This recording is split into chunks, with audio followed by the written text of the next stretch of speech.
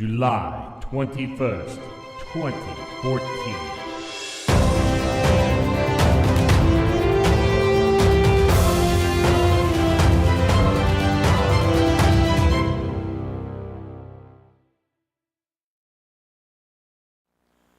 Space, the final frontier. These have been the journeys of the starship Cerritos. Its 5-season mission to explore strange new stories, to seek out new Easter eggs, and new ways to keep old Trek fresh. To boldly go where no Star Trek series, and every series, has gone before. Join us as we laud the achievements of this amazing show and lament the departure way too soon. This is Treknicity.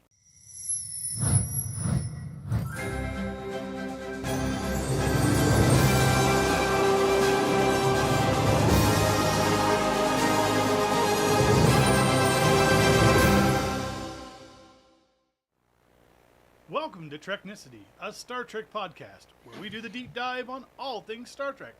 I'm your host, Lars DeSenza, coming to you from Los Angeles, California. Joining me this evening are my co-hosts, Mike Raper from North Carolina and Patrick Murray from Ohio. Hola, mi amigos. Hey. Howdy, howdy. Well, we're live. Holy crap. We are. Wonder We're if doing a everything very works. special live episode. Something I never thought I would do again with Treknicity, but this deserved it. Absolutely. So we are, as I said, we are live. And in this episode, we are going to review the last 2 episodes of Star Trek Lower Decks, entitled Fisher Quest and the New Next Generation, as well as we're going to kind of wrap up the series as a whole, since it is now officially done. Oy. Yeah. And most important thing, though, this is going to be spoilerific. So if you have not watched the last episode, Yeah. the last 2 episodes, you need to have watched them by now. Because if you, just damn. It is as good a send-off as we were going to get with the surprise you're being canceled.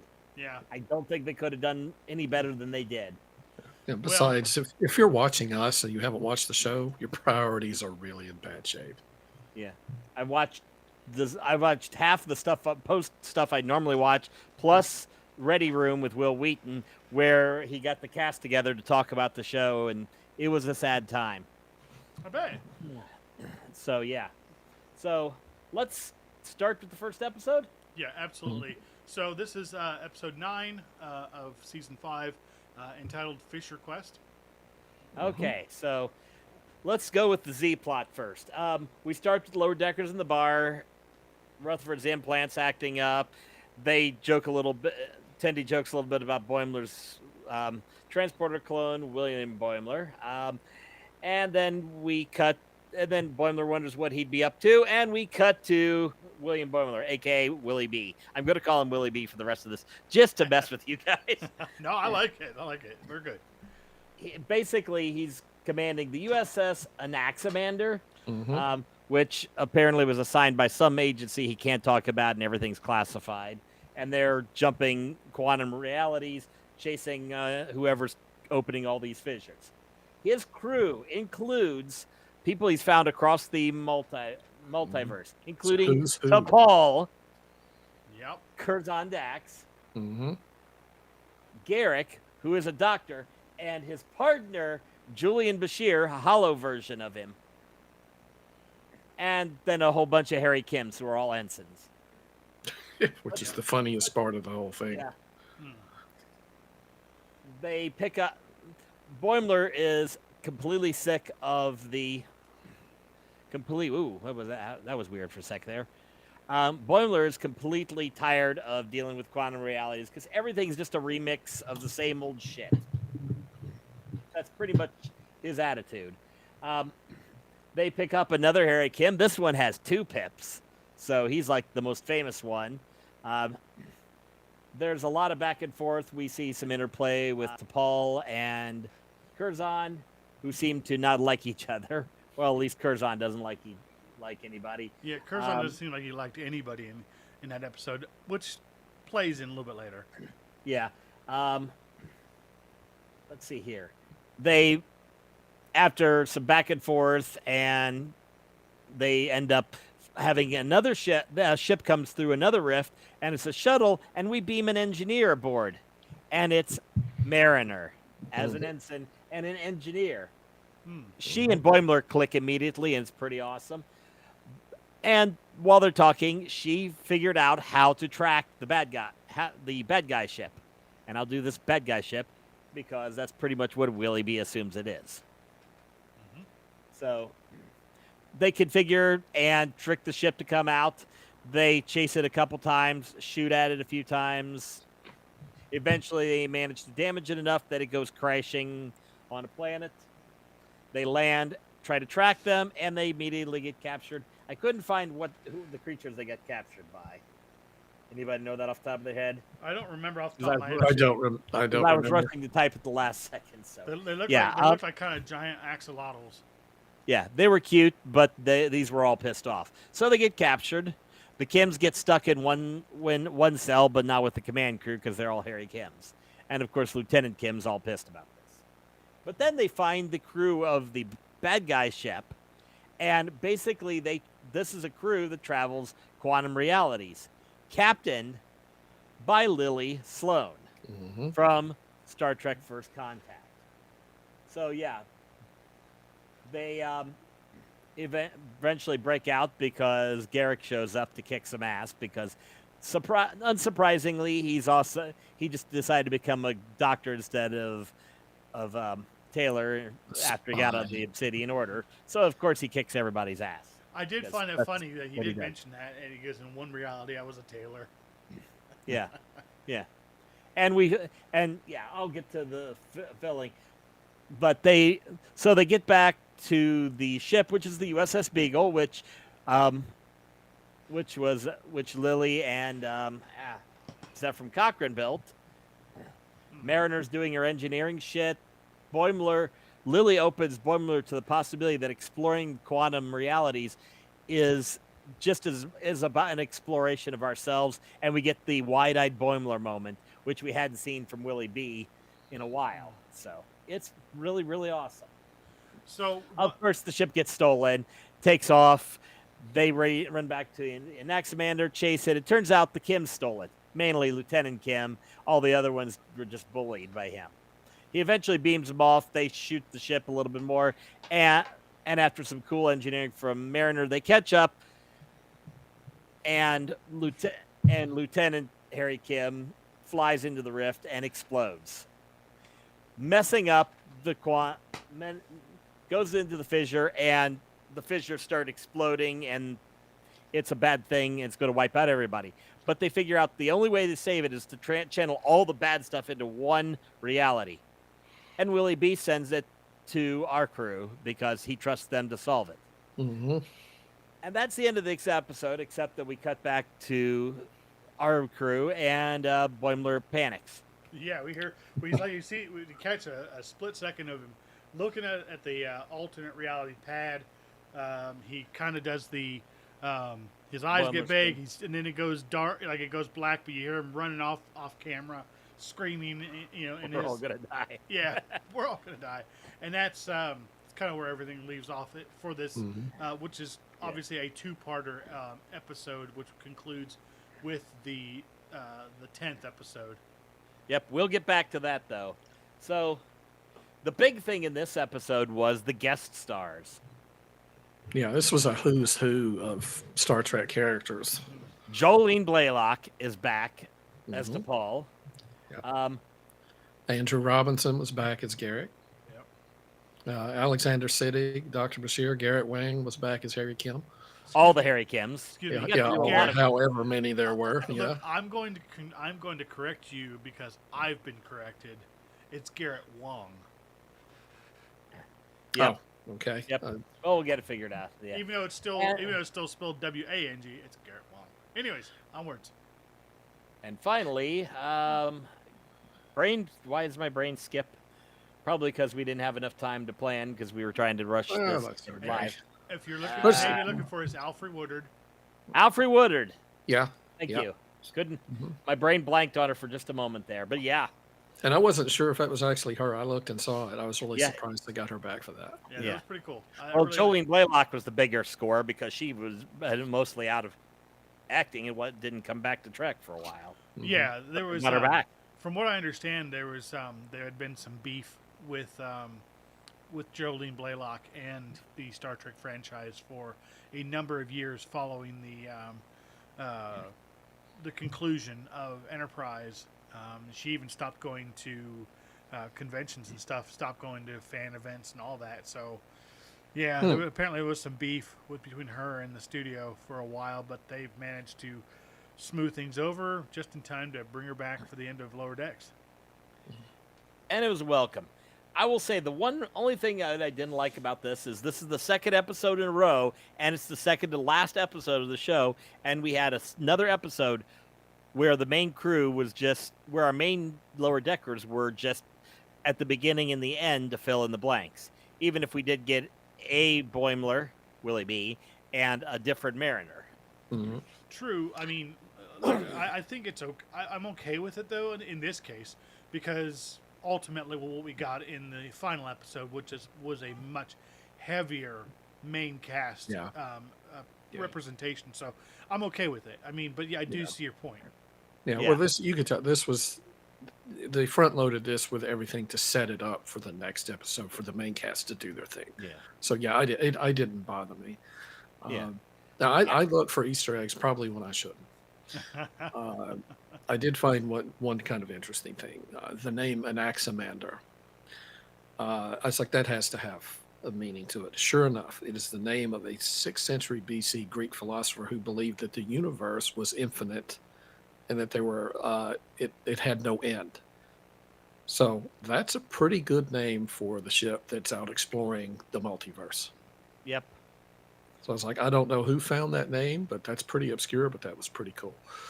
The other thing that now if somebody's watching this and can think of a connection, I can't. USS Beagle. Oh, in the original show, the Beagle was a ship. It was commanded by Captain Merrick that was crashed on the Roman planet with the gladiators, and Captain Kirk and Spock have to go fight gladiators. His ship was Beagle, but I cannot find a connection there at all. No, and I don't think that was the intended connection. I think the intended connection was that they came from, obviously, Alfred Woodard's character, Lily, and T'Pol came from Enterprise times, even though I was technically a little bit, like she should have been a lot older than she was. Yeah. But, okay, look, it's multiverse. We'll forgive it for that. Yeah, but you anyways, just remix the same shit over and over. Yeah, exactly. Maybe get human Klingon, human Worf, or something. Exactly. So but I we can handle believe it. Evil Picard. that never happened. I believe that the intended connection was the fact that Archer's dog was a beagle. I thought about that too. Yeah, especially with T'Pol. Yeah. And the fact that they were wearing Enterprise era jumpsuits with the same kind of patch, but just with their ship design as opposed to the NX class. Mm-hmm. Yeah. So yeah. Again, that's the fun thing of doing multiverses. They can remix things, except that they do it too much. And I think the whole episode is about calling out the overuse of the multiverse. Yeah. Which is awesome that they're calling out the thing that they're doing while they're doing it. Yeah, this was, you could tell there's a few jabs in here, not just at Star Trek, but even at like other franchises like Marvel. Oh, yeah. Yeah, absolutely. No, fair enough. I mean, I almost didn't feel like we were getting towards the end because I felt like we were coming more towards a season finale as opposed to a series finale. I felt like they were really kind of hit. That's kind of par for the course. The usually like the penultimate episode is where everything that you've kind of been coming towards or working towards that whole season comes to fruition, and then you kind of play the climax out in the last episode, which is again what we're gonna we're seeing in the episode, the next episode. But still, I I think I was genuinely able to enjoy the episode insofar as I was thinking it was more of a season, towards the season finale, and not the end of the show. Now that I've watched the end of the series, I'm a little sad, but still, it's one of those things where, yes, I'm sad that it happened, but I'm glad that we made the journey. Yeah. Which For me, I actually kind of like that it did feel like just a season ender. I like that, that they didn't try to go for some grand thing. They just said, let's have a good story that makes a good season end. That also just happens to be the series end. I like that. should I go over that plot before we get into it too much? Well, I mean, are we done with Yeah. episode 9? Yeah, for the most part, because everything on it, pretty much, Well- it's guest stars and a setup, and it's really cool. And there's one thing you have to talk about. Come on, you know what it is. Go ahead. Who wants to take it? No, go ahead, please. Okay. So one of the things that's been going around ever since Deep Space Nine aired was people really wondered, and there was a lot of fan fiction Oh, that Bashir and Garrick were gay. And Andrew Robinson has come out since and said that he thought Garrick was either gay or just completely asexual. And in this one, the multiverse, the alternate versions, yes, sure enough, they shipped them. they are together. So it's Dr. Garrick and Dr. Bashir. Hollow Bashir, but Paulo still. Bashir, yeah. So, And of course, Garrick arguing with Bashir just for the fun of arguing with him. Of course, torturing. Yeah. him, like he always did. The funny thing is that I actually watched an interview with Andrew Robinson, and he was talking about when he first got the role as Garrick, and he kind of right then he said he basically, based on what he was reading, he believed that Garrick's overwhelming drive was to have sex with Dr. Bashir. And he played him like that right from the very beginning. And they had to tell him, whoa, you got to back off on that. I mean, we don't know what direction we're going to go with all this. So don't. Well, not with the gay stuff. Yeah, don't push it so much, I mean. That was the Berman era. So, yeah, I mean, it was kind of like, okay, we're sort of going down that road. But, yeah, it was kind of interesting to hear him talk like that. But it makes a lot of sense. I mean, it's... And I'll tell you one thing I've seen is it's actually been rather polarizing. I didn't expect it to be so much. I mean, the fact that Star Trek has always been inclusive, no matter how you looked at it, no matter which way you spun it.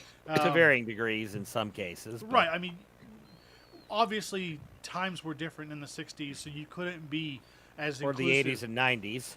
You couldn't be as inclusive as they are now. But at the same time, they still found their ways to get it in there. Well, there's been a number of people very happy that that they portrayed Bashir and Garrick as a couple. But there have also been a lot of very incendiary comments about, I can't back Star Trek. I can't defend Star Trek now. I can't defend lower. This is unheard of. This is just taken too far. They're just making it way too. I was like, are you kidding me? Did you watch Discovery? Yeah, exactly. No, I didn't. I Yeah. tried. I couldn't do it. I know. But it wasn't queer representation that drove you away, though, was it? No, it was just terrible stories and Michael Berman. So for people who don't like it, I get it. Fine, you can have your likes. But I would say this. Remember, it is a multiverse. They're not saying within the context of the show that your OG characters in Deep Space Nine were both gay. They're saying these versions are. Right. Okay. One of them was. If you watch the Deep Space Nine, I think anybody who watched that would agree that Bashir is thoroughly heterosexual. Yeah. Yeah, Well, the dude hits on anything in a skirt, right? Yeah, Garrick, much less so. That was how part of long- it. How long did he chase Jadzia? I mean, come on. Both Daxes. He hit on Kira. Oh, yeah. That's right. He actually, he ended up with Ezri. Ezri, there yeah. for- Ezri Dax, yeah. So yeah, he's a dog, right? But Yeah. so don't get too upset over the fact that they made this one little thing Yeah. in the Well, of course. I mean, I mean, again, have you couldn't seen believe- Spurk fan fiction? Come on. How much Spock and Kirk fan? Yeah, they have been boning for decades, folks. Okay. All right. If you want to hear something funny that's vaguely offensive, look up on YouTube if you can still find it. Love Trek. Is that the one where they use the sound bites? Yeah. Put that thing away. Yeah, I don't think so. Yeah, that's the best. It's yes, it is. It is. It is. It is Spurk fan fiction at its core. Yep. Yep. But I think this episode had a lot of like cool, Easter eggs and wink, wink, nod, nod. Like the fact that Harry Kim, his whole motivation, he's pissed because he never got promoted in any universe. Well, Except but the the thing one is, he was Except in, the yeah. one, yeah. except the one he was in. I don't And get even it. then, he's only a lieutenant. Still, yeah, I think he just got cheesed off. Like, what the hell? Did they not? Yeah. And- I like the fact that they sat there and said, well, hey, we had all these things going on. It just didn't seem all that important, and it's just like, it took like I was today years old when I realized, he's kind of right, in a way.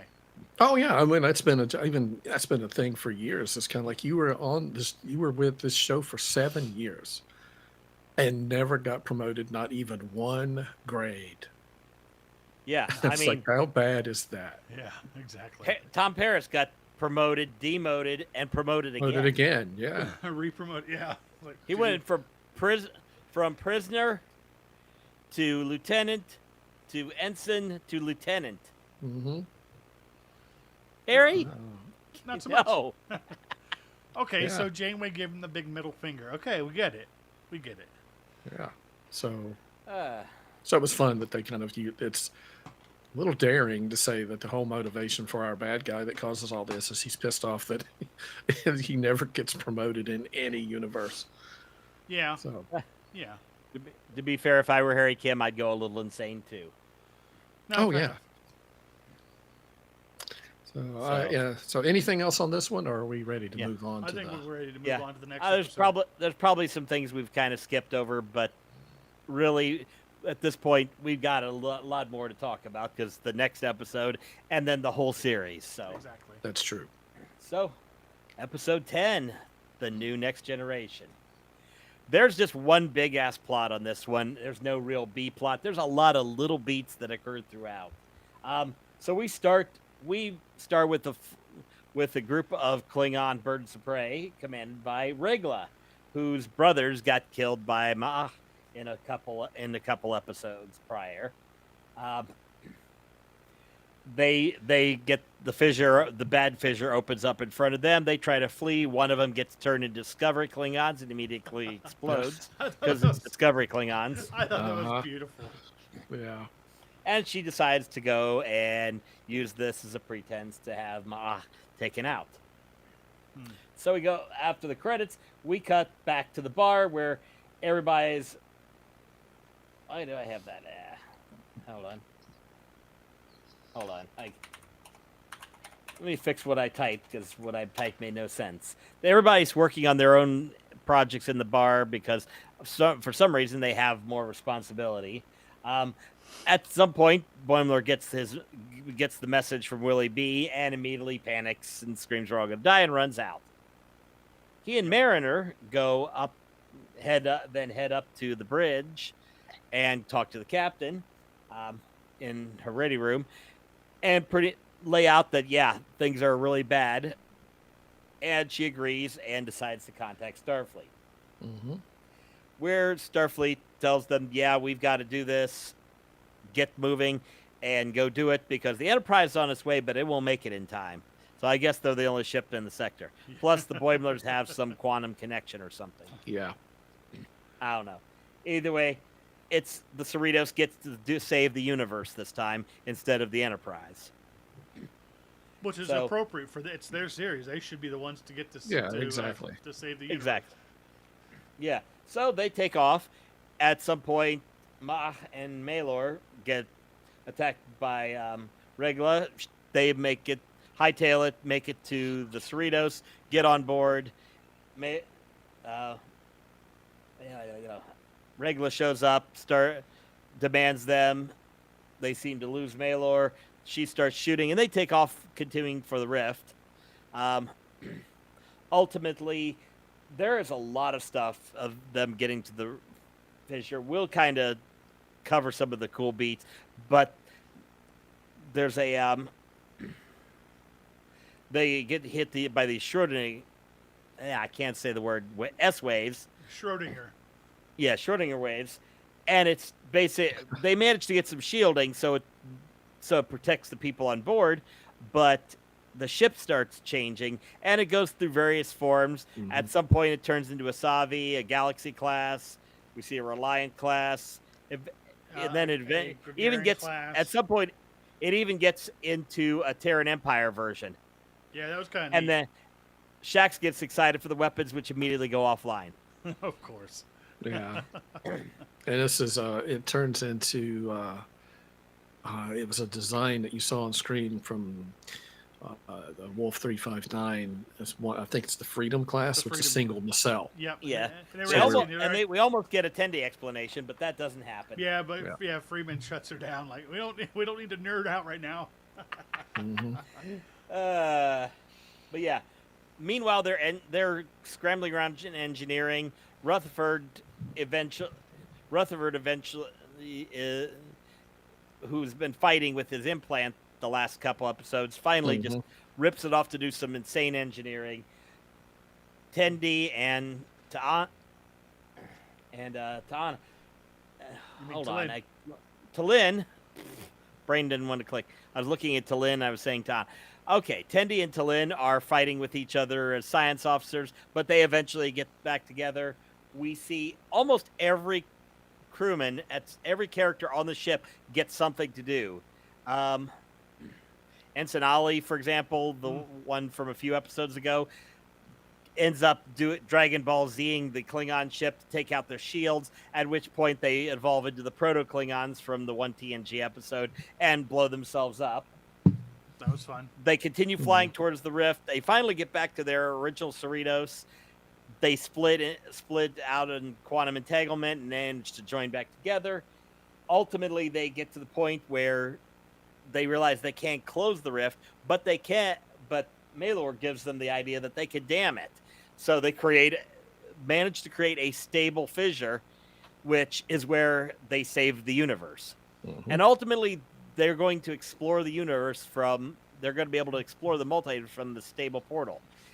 And because no modern station will work, they haul Starbase 80 in. That was neat. Captain Freeman joins her husband to oversee these missions into the multiverse from the Starbase. Mm-hmm. Jack Ransom take over as captain of the Cerritos. Mm-hmm. And Boimler and Mariner end up as first officers. Yeah. I've never seen anything like that in Star Trek at all. Period. I was kind of like taken aback by that a little bit. Yeah, that was one of the few aspects I was like, I do not like that. That's a terrible idea. You don't do that. And then of course they sail off to go explore more shit because Star Trek. Well, yeah, it's the show is over, but they're going to continue doing what they've always done, which will be awesome. Mm-hmm. Now, I would say the biggest criticism I have of this is a lot of the plot points, a lot of the interactions seem just a little bit rushed in this one, as in they had to heighten everything and they had to crank it up and they had to cram in a series finale into what they planned as a season finale. Mm-hmm. I agree. To the point, it's really hard to do a series finale in a 30-minute or, a 23, 24-minute. 32 minutes on this one. Right. Yeah, it's 40 minutes of stuff crammed into a 30-minute show. Exactly. I mean, typically... they should have made it an hour and said, we're going over the time this time. Yeah. And it would not have felt, and it wouldn't have felt like it was a waste because they could have taken a little more time with the characters. But ultimately, everybody's Cerrito strong, and it's beyond awesome. I thought it was despite the fact that it did feel rushed, I did feel it was still a good send-off. I felt like we got some closure with some of our characters, but not in the way that, we're never going to see them again. We're never going to know what's happening with them. It was more like, you saw that Rutherford finally ditched his implant and decided to embrace his full humanity again. It was kind of funny. He even made a comment about it, how he wasn't used to the dopamine inhibitors that were in his implant, and so He's like, getting all worked up over Tendi. yeah, exactly. And she's, To be fair, it's Tendi though. still, so you think, I mean, you're kind of left with this, hey, maybe there's, maybe we can go some places with this later on. Maybe they come back. Maybe they do another special episode. Maybe they do a movie, something. It left it open enough. It definitely feels like you could, at a minimum, have a spinoff. Yeah, absolutely. I don't know. I mean, I really don't know. This has probably been, I mean, what is this? The third, technically the third animated, or it was the second, because Prodigy came along third. But it was, it was the second animated series that Star Trek has ever really had. And I felt like it was incredibly successful. So perhaps it'll give Mike McMahon an opportunity, or somebody else, to come along and pick up those reins and run with it again. Maybe we'll get a Broadway show. That would never happen. Next thing you know, it'd be like next thing you know, there's gonna be a Back to the Future musical. Oh, Or a God. Spider-Man musical. Yeah, that didn't go over so well, did it? No, my daughter actually saw that. She was in New York. She saw it, but that didn't last very long. Was it a disaster, or was it actually No, good? she said it worked. He actually, he jumped up and landed right in front of her and said hi and jumped back down. Okay. Oh well. So, but yeah, it didn't last very long. But to your point about the episode, it did feel like it was almost like somebody had written it, and then somebody came along and said, "Oh, by the way, Yeah. this is now the series finale. So Write good more, put more in it." So, but I thought they did well with what they had. Yeah. Um, I mean, other than we had to crank things up really fast to finish. yeah, The episode is just relentlessly fast, and every minute, every second is crammed with stuff. From the panic rush, from the ship having to escape the Klingons to go chasing. It's just relentlessly fun. One of the Klingon ships gets turned into an ancient barge, and you see all the bodies floating off. That was funny. I was like, as soon as I saw it turn into a That the was barge, harsh and funny at the same time. It's like, oh man, they did not do that to those Klingons. I guess today was a good day to die. mm-hmm. Not if you're Malor. Today is not a good day to die. And I guess. saves his brother, Yeah. and then is the last key to figuring out how to seal up to stop the fissure from killing everybody. Yeah. And there's two aspects of this that I really liked. I don't know about you guys, but the two things that I really liked, maybe most people would not notice or pick up on, but I did. The first one is that they didn't seal it. They did. Usually it's a complete fix whenever we have this problem. No, not this time. We didn't seal it. We dammed it up, but we didn't seal it. So, okay, well, that's great. It's a nice sort of win. I can live with that. I actually like that, because that's more often than not, that's how it really works, right? It gives them a chance to explore. That's the whole point, though. Yeah. And another thing that I really liked, this is something you never see, is that, the two Klingons wanted asylum, but the other Klingons, she wanted them back, and Freeman was going to do it. She said, they're criminals. We're turning them over. Mm-hmm. After the fake message from her husband. But yeah. But the fact that she was like, this, usually you don't see that. It's always, oh no, it's not the right thing to do, so we're gonna keep them. She's like, no, it is the right thing to do. Give them back. Yeah.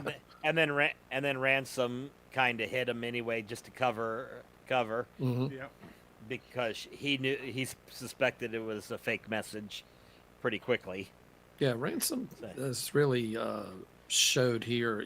He's been such a cartoon, like I know he's literally a cartoon, but he's been such a cartoonish character for so long. He's Riker on steroids, Yeah. But he's shown in the past couple episodes, there's more to him than that. Yeah, he can come up. He surprisingly knows what he's doing, even when he's being ransom. Exactly. Yeah, But again, it gave everybody an opportunity to shine. it did. I mean, yeah, I'm trying to think of. The only character that I didn't see on the Cerritos that has showed up in prior seasons was Jennifer, because she transferred off, and Jennifer sucks. So we're glad to see she's gone. Well, yeah, and also, we, even though he was mentioned, we didn't see him. I don't think we saw Miglimo. No, he wasn't on there, and I don't think. I don't think he was in this episode or in the last two episodes at least. He might have got but he at least got a mention. Yeah, you got to mention because I think he was helping. Was he helping Rutherford? Possibly. I think so. Yeah. Yeah. Yeah. So. Yeah. So ultimately, this was a great episode. It was an episode we can be glad to say this was the series finale, and I am going to seriously be sad to see that it's gone. Yeah, agreed. So, I mean, I'm kind of looking forward to, hopefully not too far away, that we'll get Strange New World Season 3, but man, oof, this was rough. Yeah. Well, for what it's worth, we say we enjoyed these two episodes, at least as of today. On Internet Movie Database, episode 9 is the #1 top-rated episode of the entire series, and then New Next Generation is #2 top-rated episode. Both of them at 9.0 out of 10 or better. Wow. Mm-hmm. yeah, I think there were. To be fair, I think there were better episodes than these last two. And that number may change as more votes come in, but as of right now, they're everybody's going, "Oh, I love this episode." Exactly. Because the science on it was insane. So, well, I kept thinking, they kept talking about soliton particles. I was like, where have I heard that before? So I checked. It was in TNG used that in an episode, in the 5th episode. Wasn't that the were they wave? trying to use the soliton waves to ride? Yeah, to go faster than light? Yeah. Yeah, exactly. And that ship got destroyed too. So, an interesting thing, I was actually reading on something on quantum entanglement, completely unrelated to Star Trek a couple days ago. I'm trying to remember. Somehow I got onto quantum entanglement, and then they were talking about it in this episode. I was like, I know this stuff. Patrick was just doing a little light reading. Yeah, light reading. Yeah. Oh, okay. Yeah, I was trying to something about origin of universe and things being created without a cause, which was proven by some Nobel scientists who were dealing with quantum states, and that's what I was looking at. Okay, I'm weird. Yes, that's true, but that's beside the point. So it's over. The Yeah, only thing we didn't lose is the beard. That's right. The beard survived. Yeah. I think it's time, don't you? Yes, it is. Yeah, we. One the beard watch. We're gonna have to go back on one of our predictions. Yeah, we I was all completely thought, wrong. Yeah, we thought he was going to shave it off, but no, he kept it. So you can Or see have here it on destroyed. the screen. Yeah, you can see here on the screen. This is basically the evolution of his beard. I didn't include separate slides from episodes 9 and 10 because really it didn't evolve anymore between the two. The last two episodes are the full beard. Yeah, so I went ahead and used one of my favorite shots from the. Somehow the Harry Kim's got in there. I don't know. Well, there's too many Kims, so That's all right. So, it's all right. It is what it is. These are the pitfalls of going live. 15 minutes after you get home.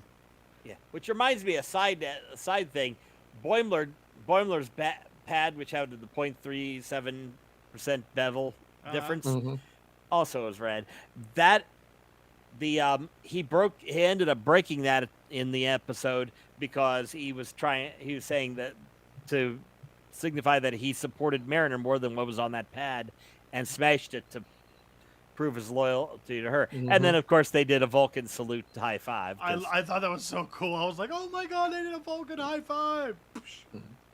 That was another nice bit in this one as well, that when they go to Freeman to tell her what they found, they're expecting her to not believe them, and she immediately does and actually says, they're two of my best. I've learned by now to listen to them. Yeah, exactly. Which is probably why Ransom threw him up as co first Mhm. officer, Yeah, exactly. provisional first officers, Yeah. to see who he's going to actually promote. Because they've shown that they have the leadership skills.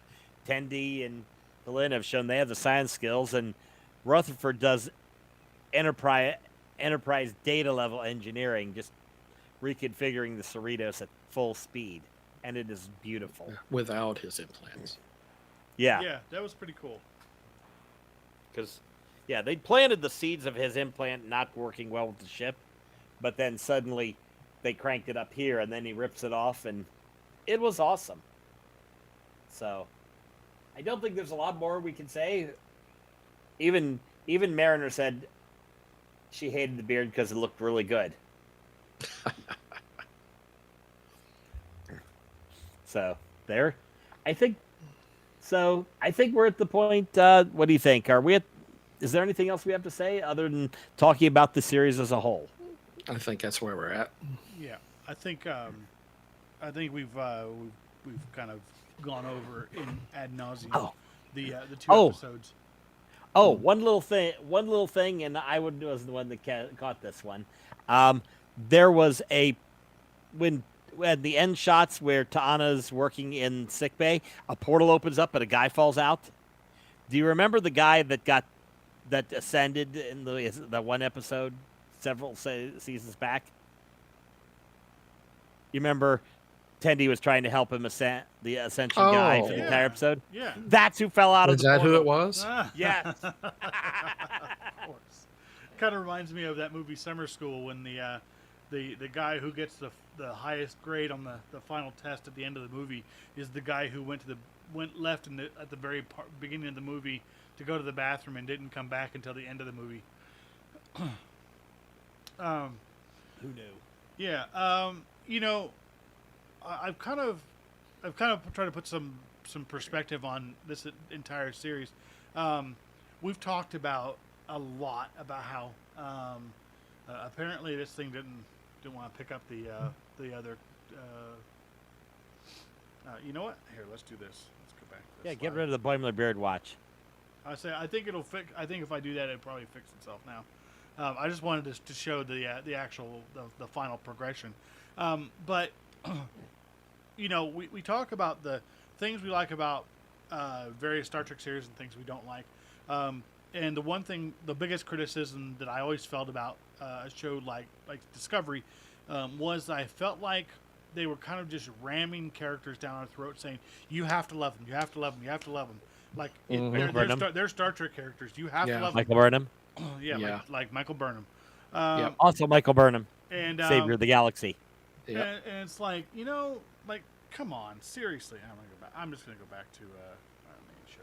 Yeah. Here we go. There's a reason I make fun of Discovery Klingons is because They look stupid. well, besides that, I mean, when J.J. Abrams isn't the worst thing that happened to Klingons, you know that somebody made a mistake. Yeah, but the thing is that, one thing I've really liked about Lower Decks, Strange New Worlds, even Prodigy, is that they genuinely took time to invest in the characters, to make them interesting, to make you want to know more about them and really connect with them. And that it was absolutely no difference in this series. One of the things that has always plagued me is that I get lost in the details. Like I'm a kind of a generalized sort of person, so I miss a lot of details. So it takes me a while to really remember characters' names, and then in some cases there's characters and aspects and details that I don't remember and I probably never will. But in this series, I am firm in knowing who these characters are and what they represent and where they've been and whatnot. So Cal Guy. Of course. And that actually reminds me of how I shook my head at the fact that I was somehow attracted to a cartoon female in a towel when they had Tendi in a towel. To be fair, it's Tendi. But yeah, We all love Tendi. but the point is, they did such a good job of really fleshing out these characters in such a way that we really wanted to know more. Like, we're sad that the series is over, and I it's don't like, feel that way with Discovery for some reason. yeah, I kind of. Anyways, I mean, Discovery was terrible. it got I would say it got better as the seasons went, and you had a little bit of investment time on some characters, which was better than nothing. true. They thought that, once they kind of got over some of the big things the big hurdles that they put in play in their own way, I felt like it was something that could have gone in a better direction, and ultimately it did kind of. But by then, it's like with Enterprise. By the time season 4 came around, the damage that season 3 did, it's too late. And 1 and 2, they basically there was too many odd tonal shifts and jarring things, and it just weakened the series overall. True. But the whole thing is that unfortunately the damage was done, and you couldn't you could only it was putting lipstick on a pig, for lack of a better phrase. Well, with this series, TNG survived.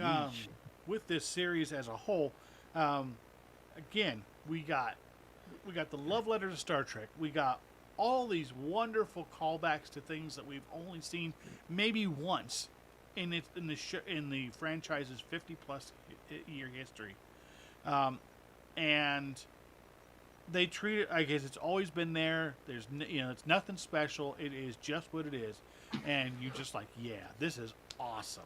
This is like Blue Orions. Exactly. Excuse me, Orions. And even to the point where they, we had the crossover episode with Strange New Worlds, and the whole thing with Una Chin Riley, and the joining Starfleet thing, with Boimler and whatnot. It is just so they could have Ransom make a joke about how hot she was. Of course, because the guy's a dog. And the actor is the husband of Una Chin Riley's actor. Yes, it's beautiful. Jerry O'Connell played Ransom, and of course, oh my God! Everybody's brain's fried. Yeah, I think it's because we're doing this late and we're rushed. No, it's been a week. Yeah. Rebecca Romaine. Thank you. Yes. I knew it was there.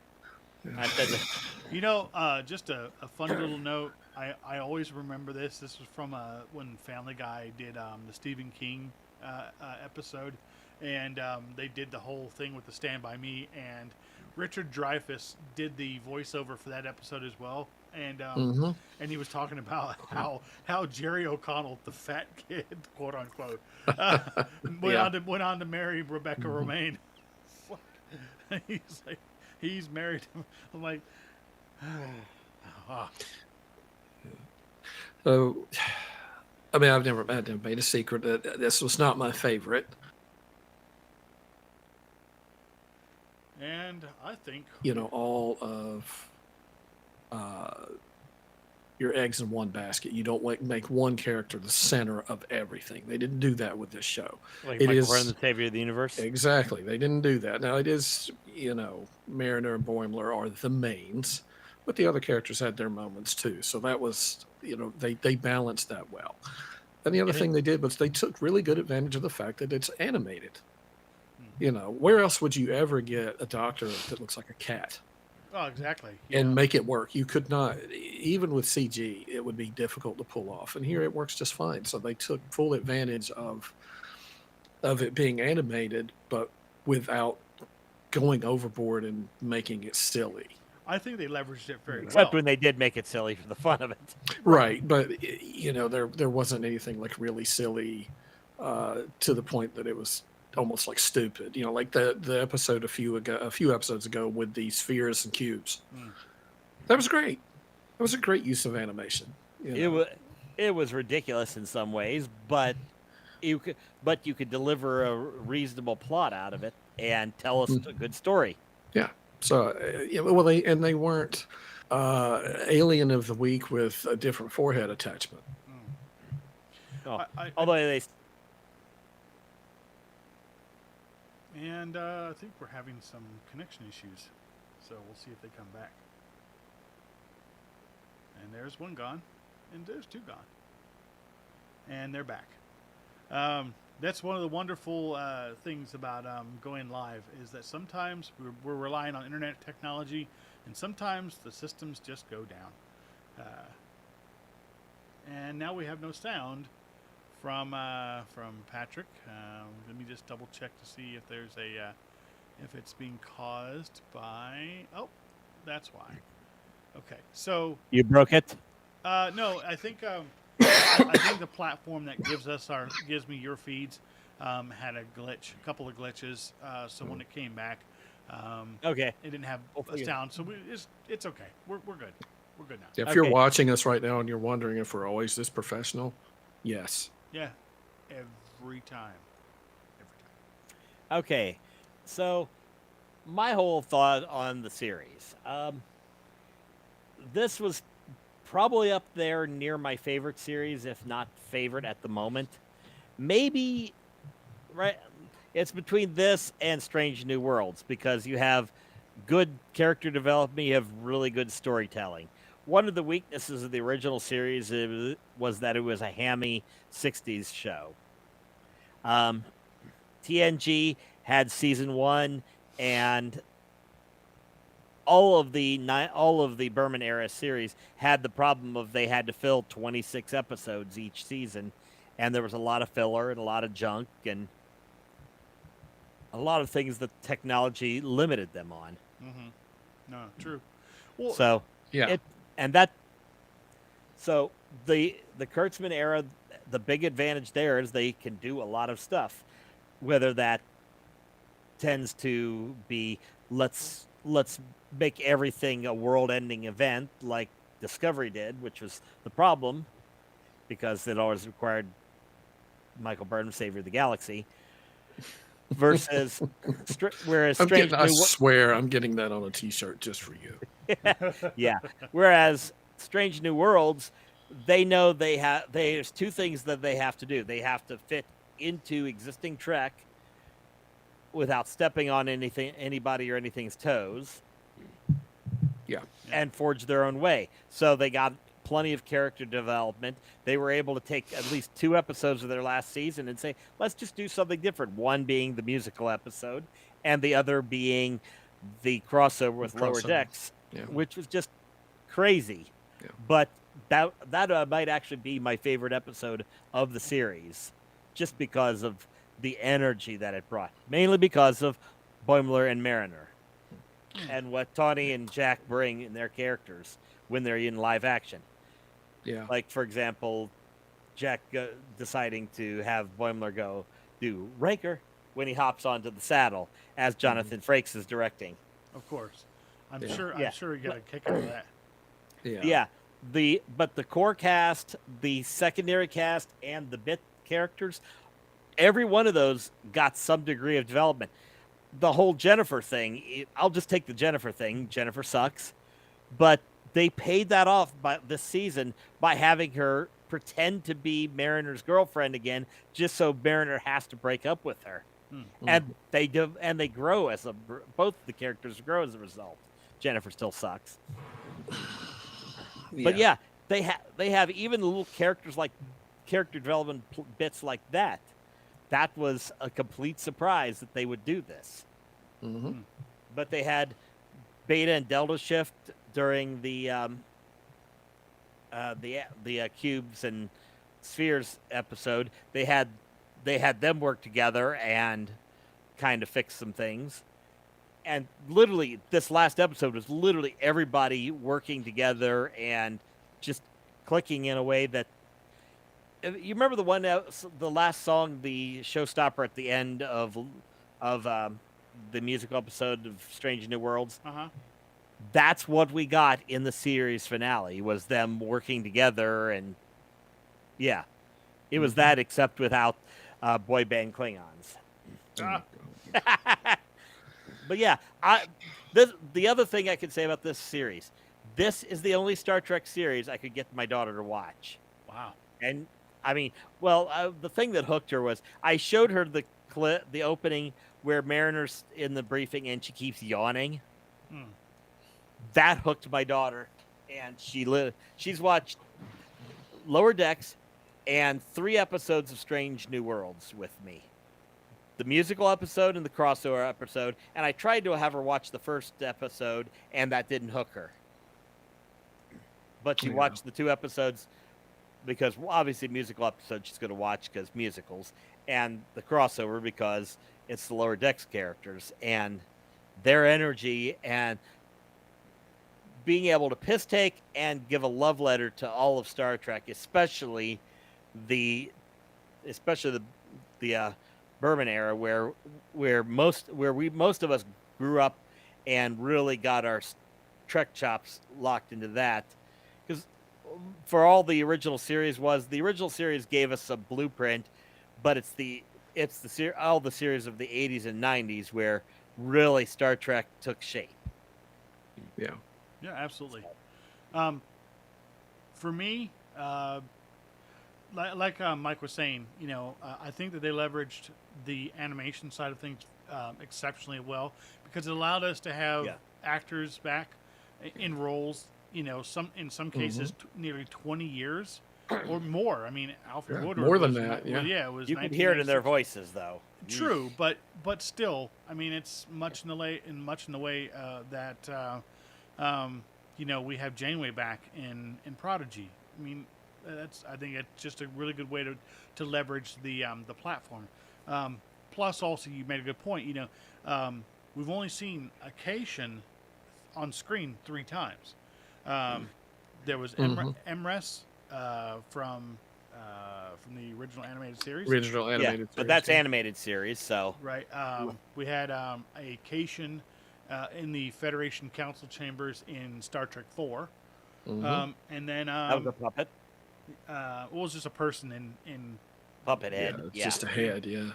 Well, no, it was a person in an actual in makeup. Yeah, but they had like the uniform on over it, so it really was just the makeup head. Yeah. And then of course we have T'Ana.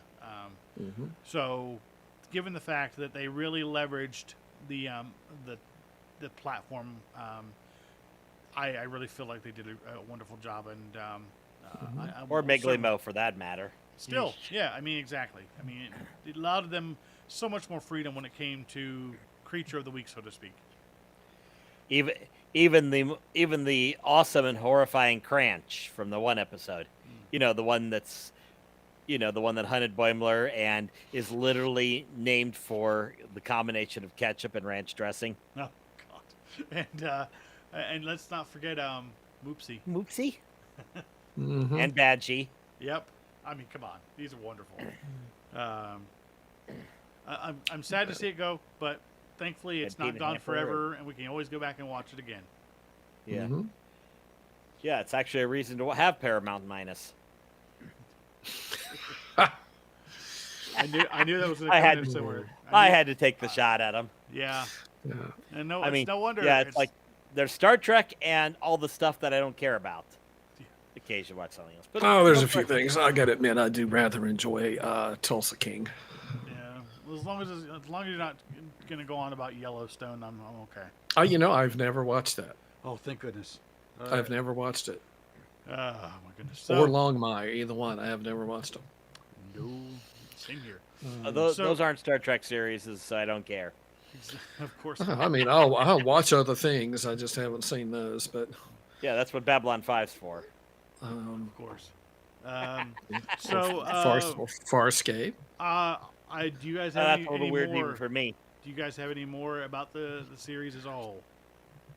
I am going to miss it. Cerritos strong, and thank you, Mike McMahon. I think that we'll see, if not a spinoff, we'll see something more. I think. Yeah. Maybe we need to do an email campaign. Yeah, because writing letters is for the 60s. It is very 60s. And the 90s. Oh, true. All right. Well, what about you, Mike? Any more that you want to share? Yeah, I thought it was a good ending, and again, to me, I grew up as a kid actually watching the original animated series on Saturday mornings, and it's same thing. You can do so much more with animation than you could do live action, and you can, if you do it smart, it works really well. And I think they did that here with this show. I really do. Not with the animated series, though. The animated series was Well, that's Filmation, so yeah. But the thing is that we did get thanks to that series, we did get some wonderful callbacks in this one. Do I have to remind you of the episode where they had to catalog all of the I think all of the things that the some treasure guy or whatever, some collector. The collector ship. Yeah, and it was actually like a couple of seasons back, and hanging in there was a giant skeleton. It was giant Spock. So, yeah. Well, I mean, that original show had stories and plots that were written, as part of like the show, and they just made them into animated. So they had some really good, serious stuff in there. But then again, you had giant Spock and some other stuff, but still. But yeah, animation can do a lot for you if you do it right, and I think they did that well with this show. I agree. Yes. All right. Well, now that we've said goodbye to one of the best Star Trek series to grace us, let us know what you think. Did we get it right, or is there more to discuss? Thank you for joining us here on Treknicity, where we do the deep dive on all things in the Star Trek multiverse. I'm your host, Lars DeSenza. With me have been my co-hosts, Patrick Murray and Mike Raper. Be sure to like and subscribe to our channel, your YouTube channel at Treknicity.com, as well as visiting all of our socials listed here. Bam! And if you have any complaints about Mike and his or Patrick and his incendiary views, check it out there. Also, or Michael Burnham and Savior of the Galaxy. Yeah. You can also listen to us on your favorite podcast service, such as Spotify, Apple Podcasts, iHeartRadio, and Amazon Music. I don't know anybody that uses Amazon Music. If you have any ideas for future episodes, subjects, please feel free to email us. I know email is so 90s. Email us show@treknicity.com, or DM us on any of our socials, or join the Discord server and give us grief about it there and say, hey, I want to talk about this. I want to see you guys fumble over this subject. So, wrong button. Ha! Wrong button. Hey! Live show! Anyways, so thank you very much for watching us. And remember, as always, rock out with your Spock out. Lower decks! Lower decks! Lower decks! Lower decks!